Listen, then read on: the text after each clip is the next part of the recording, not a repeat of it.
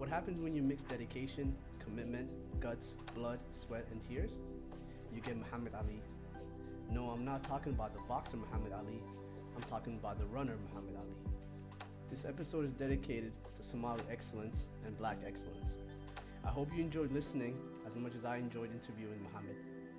Please don't forget to smash the like button for the YouTube algorithm, and please subscribe to the channel. As always, thank you for watching and take care.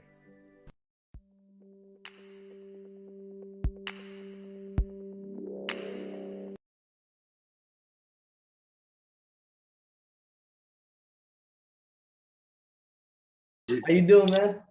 Alhamdulillah. It's good to see you, man. Hey, I've been looking forward to speaking to you. Me too, man. It's been a pleasure. It's a pleasure to have you here with me. Thank you for giving me your time. Thank you, brother.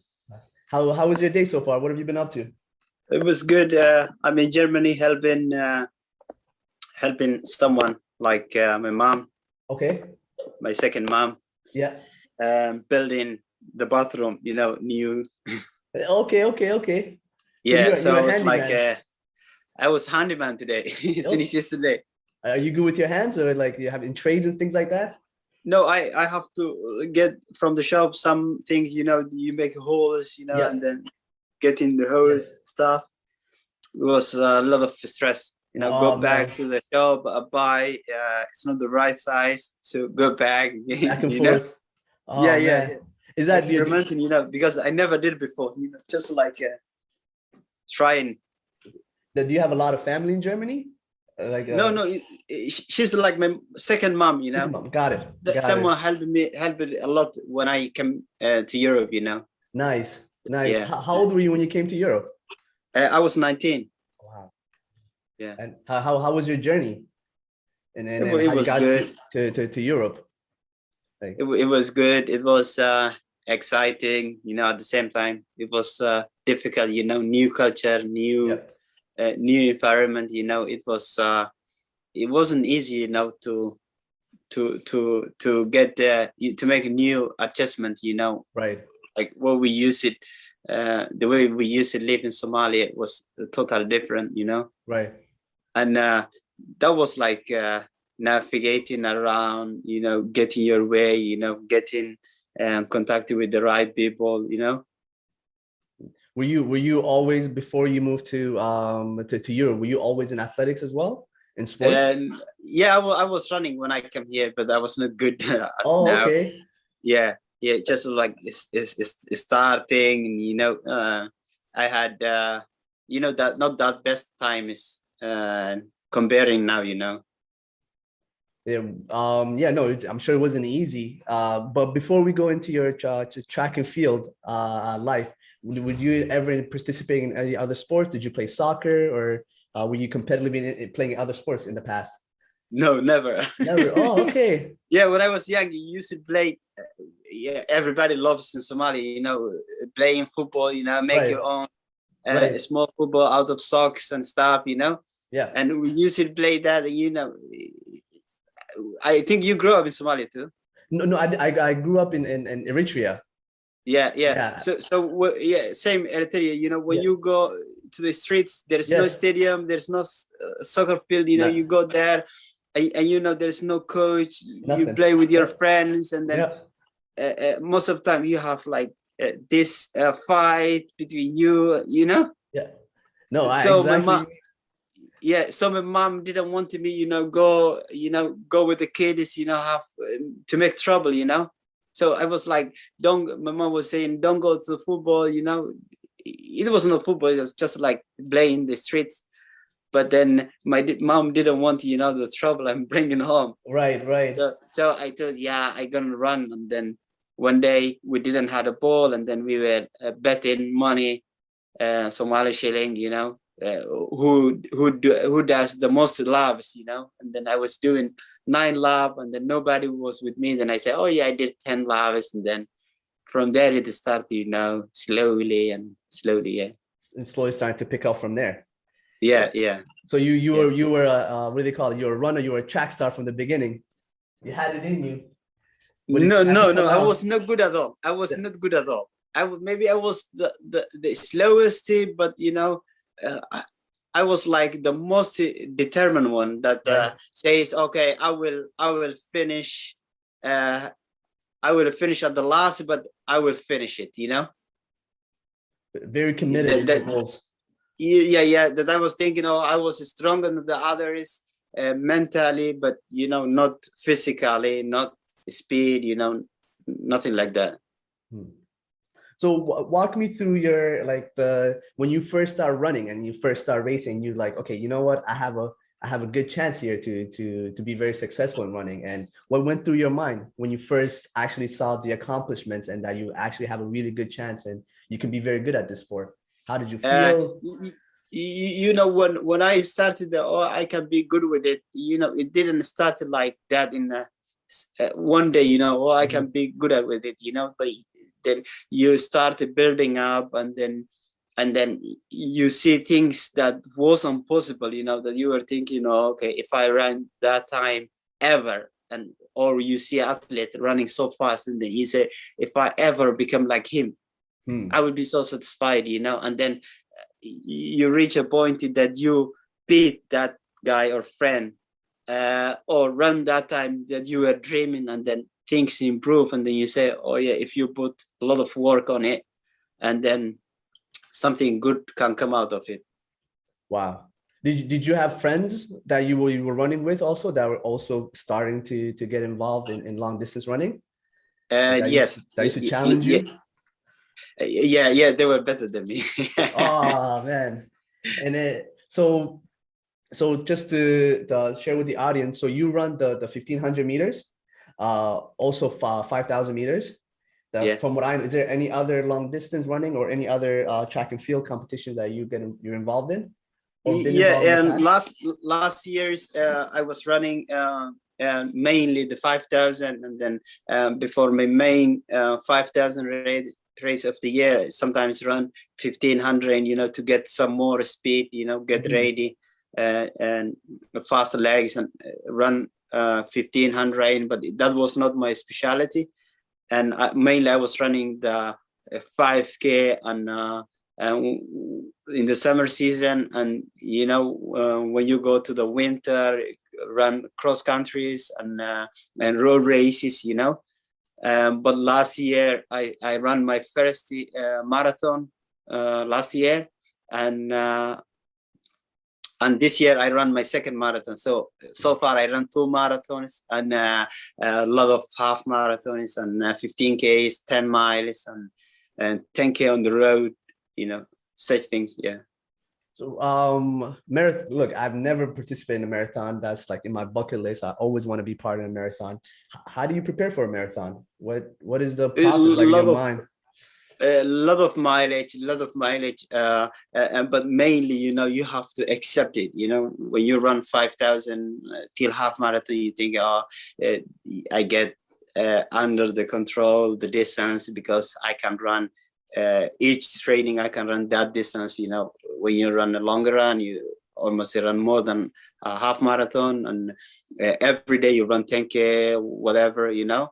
So you always run, you practicing the distance that you're running, but marathon, you never run marathon. Right. Trainings, you know. The longest I did was 44K training, but that was one time.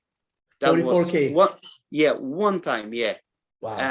And I was so dead, you know, couldn't pick up my legs, and I was thinking, how would you run a marathon even faster than this pace?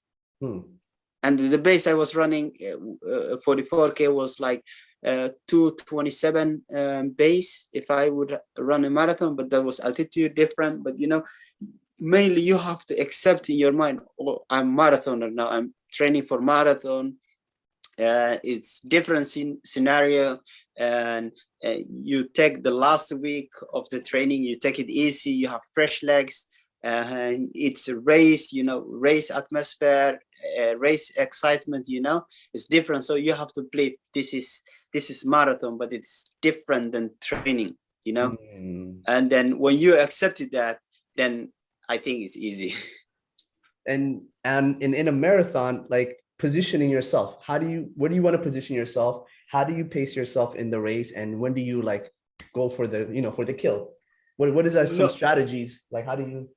there's ton of strategies, but I didn't get yet that level, Okay. you know. Yeah. It's only my second marathon, and my first marathon I was so calm and thinking, you know, I don't know what they call, but the man with the hammer, you know. Yeah. Just going around just smashing Hits you everything. around 30K. I don't know where he comes from, you know. But I was waiting that, you know, don't go too fast, because everybody tells you, you know, marathon starts from 35K. Right. So that was in my mind a lot of time. I was thinking 35, you're gonna see something that you never saw before, you know. One person tells you about their you know, experience about marathon, one person, two, three, but a lot of people, when they tell you what a marathon is, you start believing, and then you say 35K. I was so patient waiting that 35K, and 30K, 32K, nothing happened. And 30K, you know, where you take the bottle is, I take my bottle, gel, refuel, and take some gel with caffeine, and then that's when it starts me that I break down, and then my stomach was twisting, and I throw Wow. up. And you know, when you throw up, it's takes you a lot of energy out of you. And that when it started, then last 7K was like, you know, I have to finish because I come so far, you know. And I finished that one, and that was the first marathon. And the second marathon was, I had a good training in Ethiopia, altitude. And I was thinking, oh, I could do really better, and I had the shape and the confidence and everything. But you know, the Olympic and limit was 2:11:30, and a lot of guys from my country run faster than me. So I had no choice then to go faster than them, which was under 2:10 or 2:10:00, which I never did before. You know, I had a 2:16 before, and 2:10 or under Wow. that. It was not possible. But That's a you know, lot. Yeah. yeah, that's a That's a big lot. But I gap. was thinking, anyway, if you say 2:11 or 2:11:30, if you go anyway, you're not going to the Olympics. So give a shot. You know, if you try, you know, the chance that you get, it's big. But if you never try, you never get it, you know. So I try it till 35K. I was running under the 2:10, and after 35 it started. So almost I walk last 2K 9 minutes. You can imagine that. Wow. Yeah.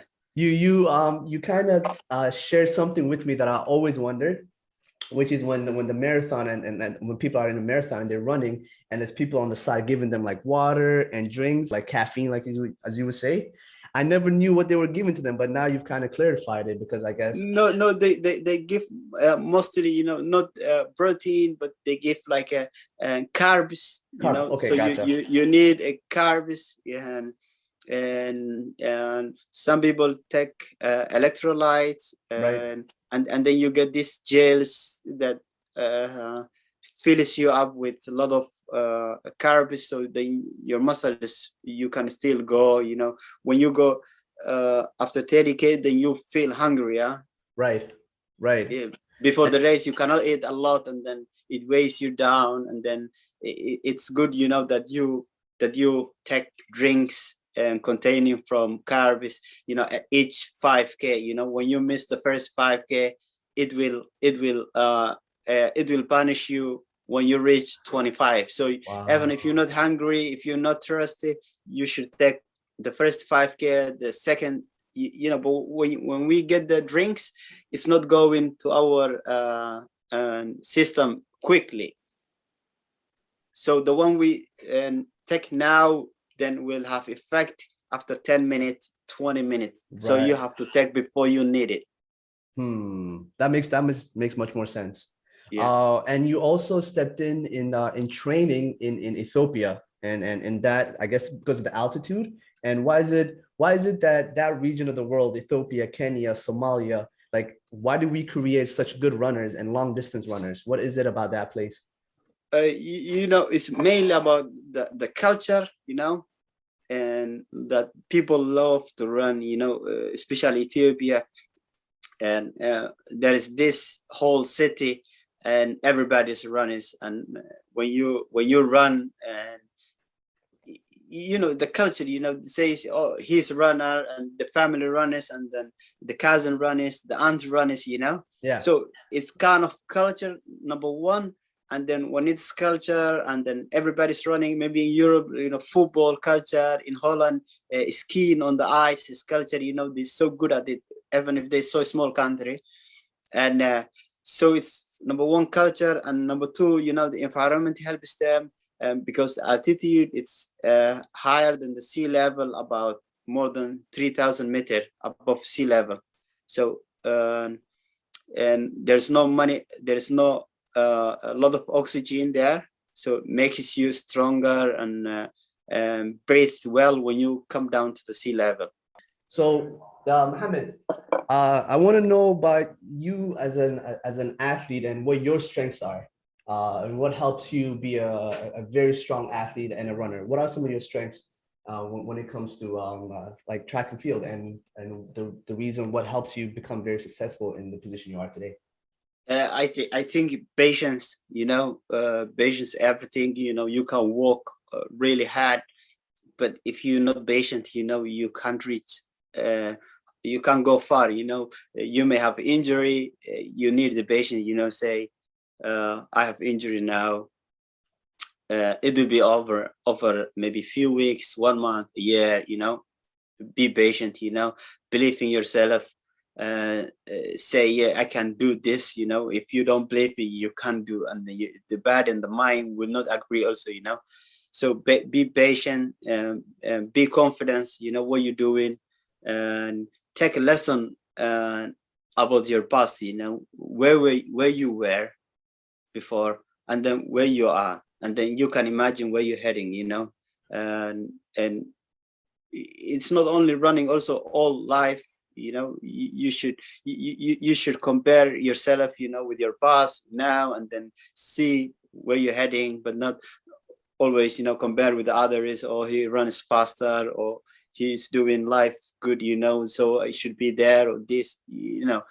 We know also where we come from, you know, our country, you know, the trouble behind it, and a lot of people, talented people in our country, you know, back in Somalia, who didn't have the opportunities that we get, you know. So appreciate it, work harder, you know.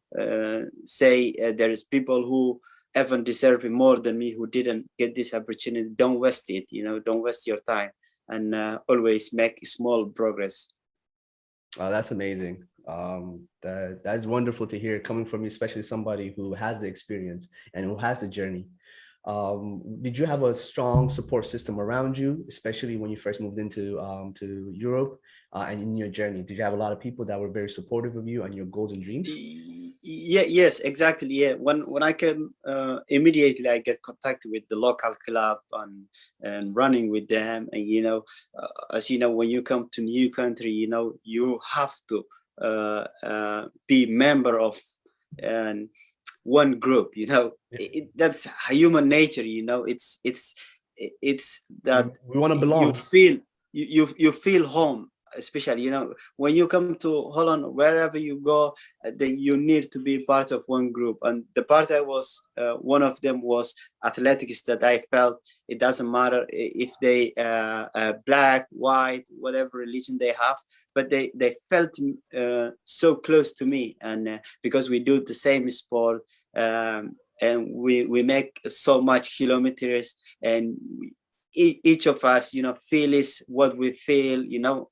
Then I was thinking, athletics people, you know, runners may understand me better than the others. And then in athletics you have so different and community, which is, you know, a lot of professions. This one is a doctor, this one is engineer, this one is a school teacher, you know.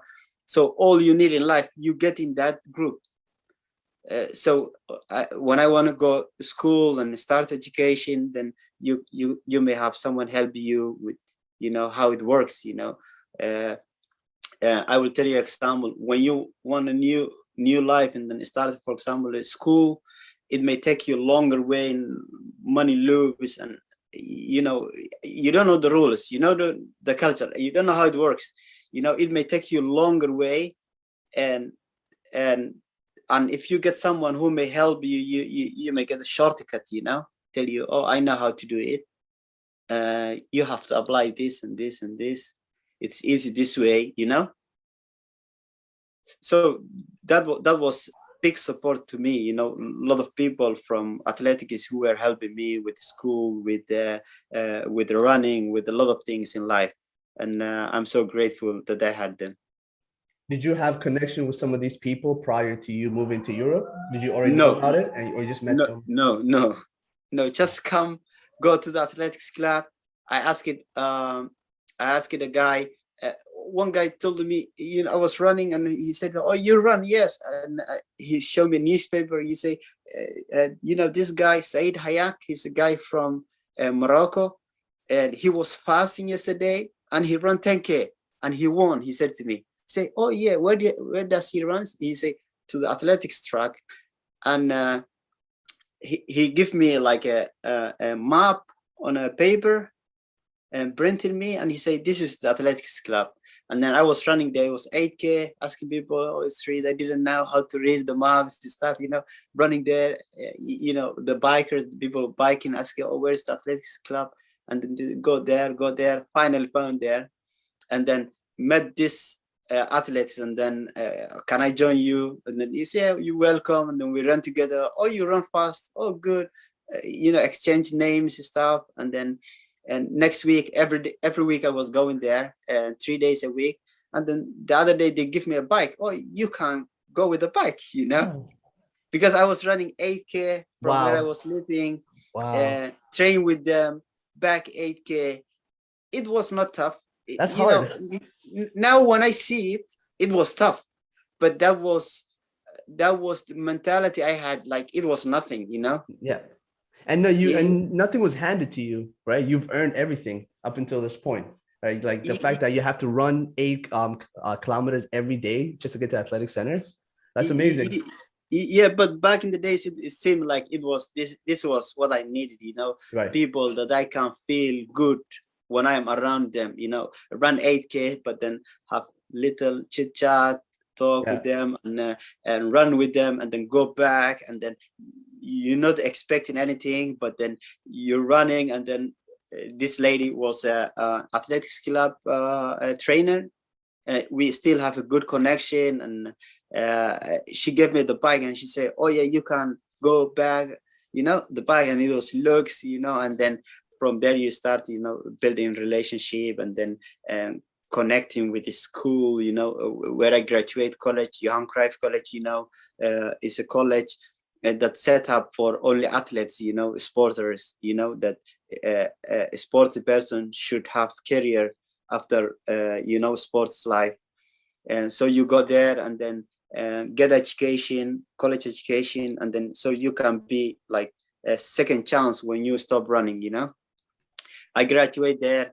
I got through this, and I get a management, you know. The first year I come to Holland, I get this global sport management. Is the biggest management of athletics in the whole world, and they locate in Holland, and they still look after me. And then when I graduate school, I get a job there, so I work also there when I'm around in Holland. So it's good. And all this you get, of course, you work hard for it, but you know, without you know, you can't say luck, but you can't do it alone.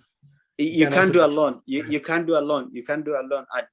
And all it takes, you know, is like to look for it, to look for the right people, you know, because you are always, you know, they can tell you who you are by looking your friends and people around you, you know. People around you, if they attract you in a good way, and you know, ready to develop you, you know, because nobody's born with, you know, talents, you know, knowing things. Yeah, you may have talent, but then you go to the wrong direction, then your talent's for nothing. Yeah, no, like, and what we say here is you are what you attract, right? Yeah. Did you question on a side note? I'm just curious about this. Have you ever completed a run while fasting? Yes, of course. And how was that? How difficult was that? And what is the maximum you've done?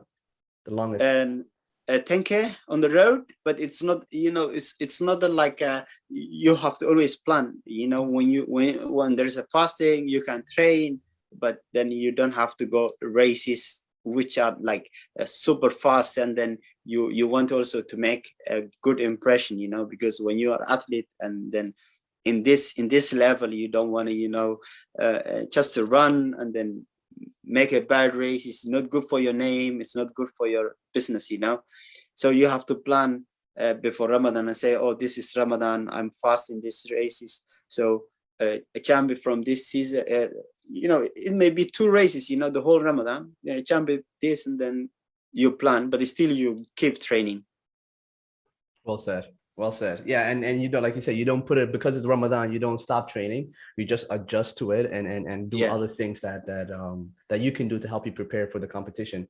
Yeah, exactly. You are one of the like visible representatives of Somali athletics. Is it important to have people like you representing Somalia on a global stage? Why is that important to have someone like you as a representative for global athletics for Somalia? And how does that help the next generation get excited and be involved in sports? You know, normally now I run for Holland, and because you know when I come to Holland, then I was running.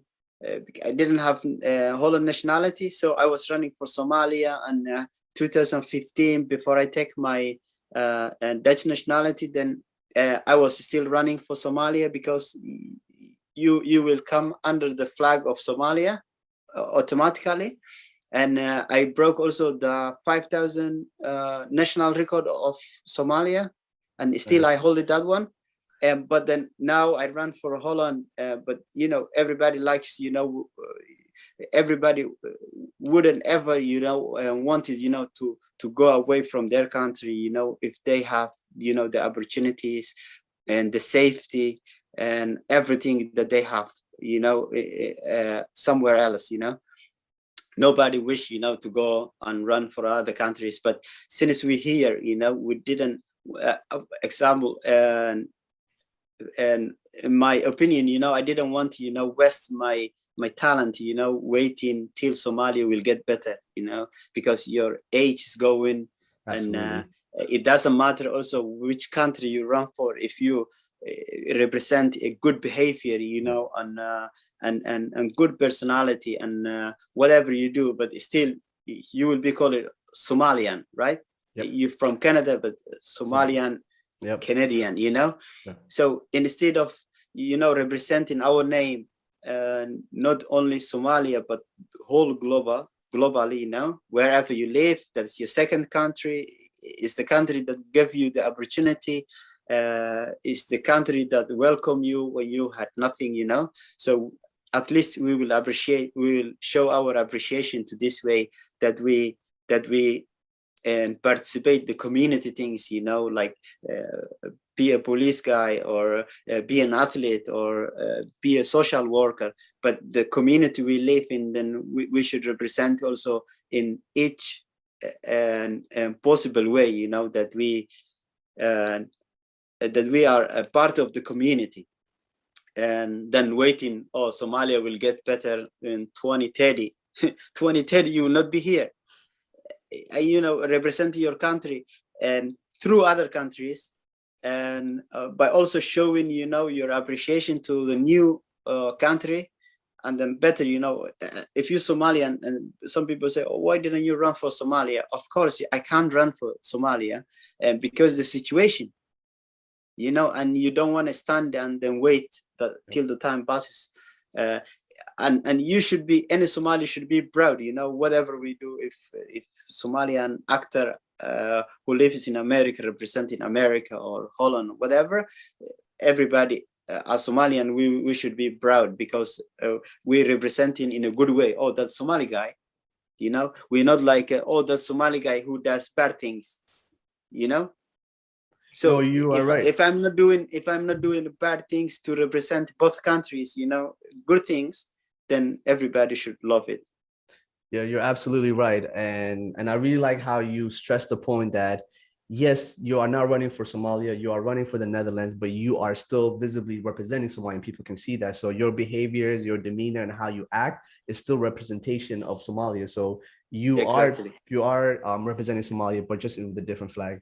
And that's really well said. Uh, you I know you are involved in a couple of foundations, but mainly am I saying right, the Kriya Foundation or Cruyff Kriya Foundation, yeah, Cruyff yeah. Foundation? What can you tell me about it, what the foundation does, and your involvement? And you know, Cruyff, Johan Cruyff was an ex-footballer from Holland, Okay. also from Ajax and from Barcelona. And so he set up this and school, college, and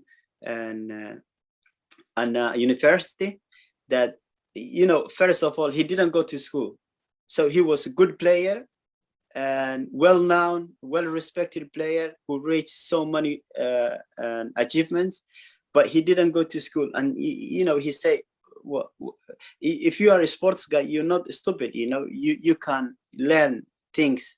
And back in the days, you have to be 100% to school or 100% to and school or sport. There is no between. But he said, now I can give opportunity to the younger generation. They can still go after their dreams, and then still also at the same time they can study things. And he set up this college, universities, and in Holland, in Barcelona, in Sweden, in Mexico, all over the world. And also there is a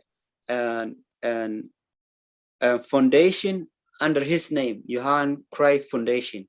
So they help, you know, they believe in that each and every children should play, you know, that's in Dutch, how they say, and should play, you know, have the rights to play, mainly the children with handicap.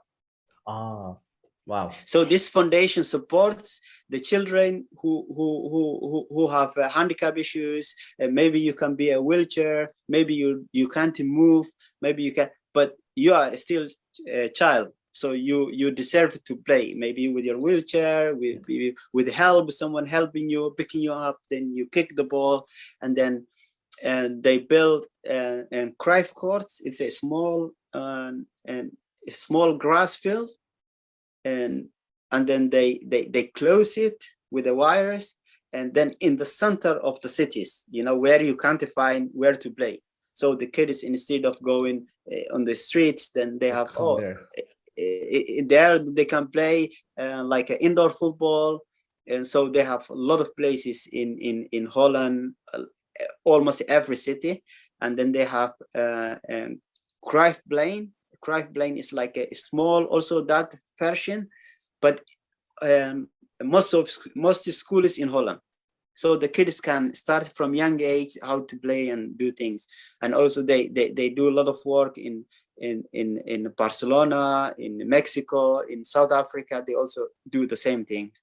So it's a good foundation, you know, to support and be ambassador from within it. So each year they have like Cruyff Open Day. All children from the whole country come together, and all celebrities in the sport or with acting or television personalities come together, and then they play with the kids. You know, you sit in a wheelchair, then you play with the handicapped children, and then people singing, and then they sing, and then they show their talent, and then they feel they are still children. You know, they can play, they can do anything. I love that you figure out a way to focus on their ability and not their disability, and Yes. most of the world, that's what they focus on. That's what we see, right? They are visible, like someone who's on a wheelchair, we see their disability, and you know, we judge them and stop them at that point. You don't feel like they can't do anything more, but what you are doing is amazing. Right? Yeah, exactly. They can do a lot. They can do a lot. And then also in this organization and foundation, and Paralympic athletes are involved with the biking, athletics. So they have a lot of and lot of histories that people who can stand on the podium, who can relate to these kids and say, oh, hello, I am a Paralympic also, but I am an Olympic champion or world champion. Look at me. You can do it also. Well said. And how can people from the outside, how can we support the foundation? And sometimes they have and charities, and then and we put link on our Facebooks, all the ambassadors, and then they have Johan Cruyff Foundation, Cruyff Foundation.nl. That's their website. You can find buy a t-shirt and donate small money, 5 euros, 10 euros, it doesn't matter, anyway you helping children, you may have a children, and then personally and as a human being, we don't know one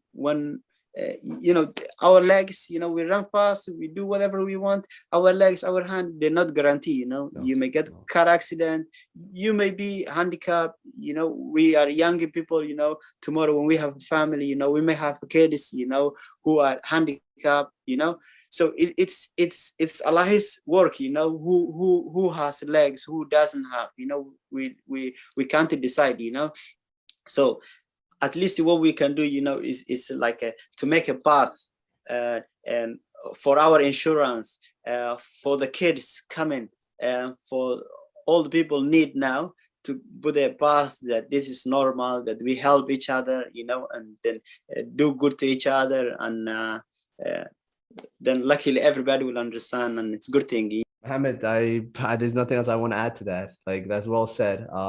And just, I personally spend a lot of time with people with disabilities. That's part of my job.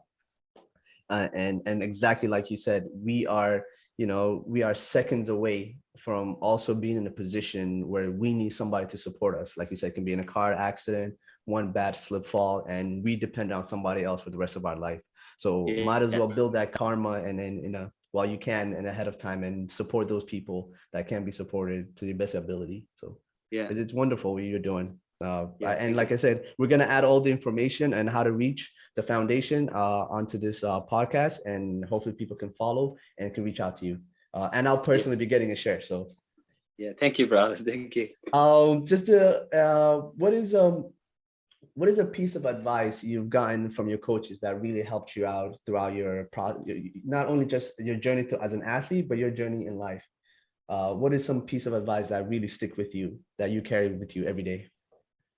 To be a discipline, and it's not only working hard, working smarter and listening, coach is like a leader, they can't be two leaders in the room, sometimes you think, oh, I know it, but you don't know it, when we younger age, and then we think we know everything, and then after 2, 3, 4 years, and then you look back, and then you say, oh, that's how stupid I was, and that is normal, that's life, that you graduate year after year in life, you wouldn't feel shame at it, but then most important person, as a person, you shouldn't be ever be ignorant, say, oh, I only know, I don't want to be, I don't want to change, that you're ready for change,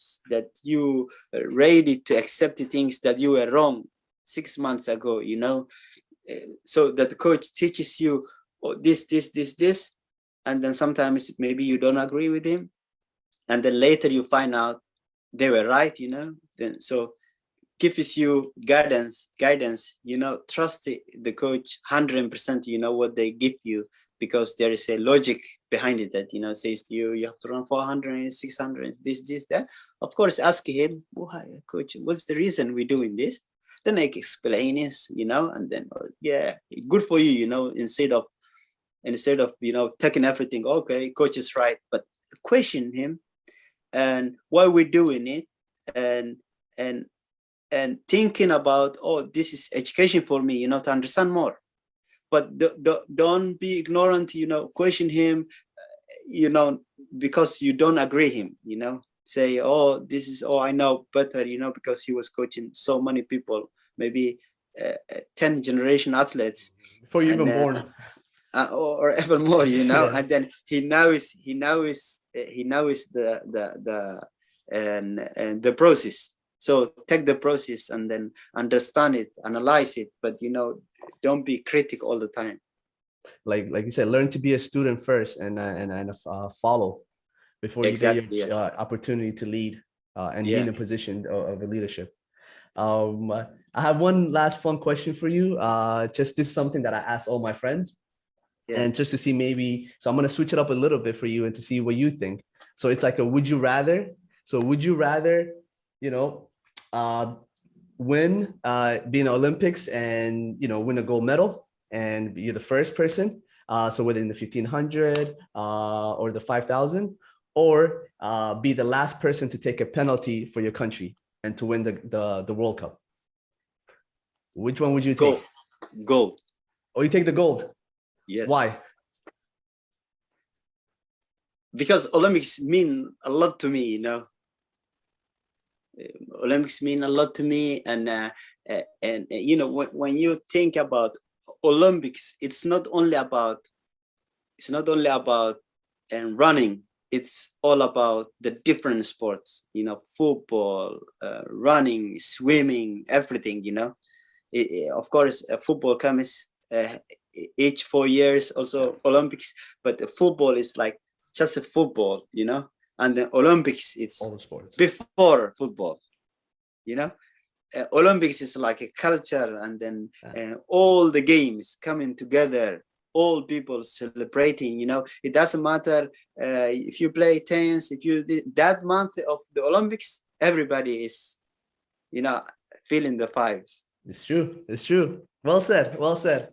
Me, I guess I would have went with the goal. I love soccer. It's just something about, you know, that moment. But Yeah. I think you've really helped me kind of change my mind a little bit, because yeah, the Olympics is you are like the best athlete in that sport out of everybody in the world, right? Like you can have, you know, a lot of good strikers and a lot of good defenders, but to be that one athlete, to beat all these other people from the rest of the world is honestly, that is something that can't be matched. So you're absolutely right. Mohamed, I would like to thank you for your time. It's been a pleasure speaking with you, man. I look forward to maybe speaking with you again one day. This is we need people like you, especially on the world stage, coming from where we come from. Representation is very important. So I really wish you best of luck. I'll definitely be watching all your races going forward. And please stay connected, and please let us know how we can support you and your foundation going forward. Thank you, brother. Thank you, brother. Thank you, brother. Thank you, man. Take care.